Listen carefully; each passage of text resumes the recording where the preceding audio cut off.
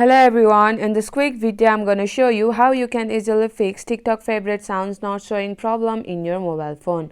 By following the few simple steps that I show you, now you'll be able to fix TikTok favorite sounds not showing problem in your mobile phone very easily. So make sure to watch the video till the end so you don't make any mistakes. By saying that, let's start the video. At first, go to your home screen and tap on the TikTok app icon.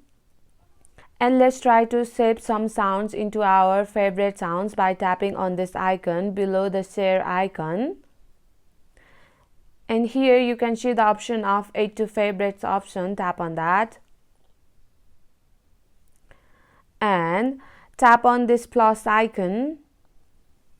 And here you can see the option of add sounds. Tap on that.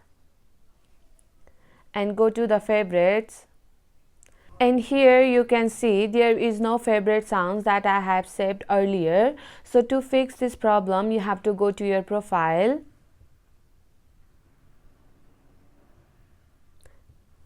And tap on the three horizontal line which is located in the top right corner.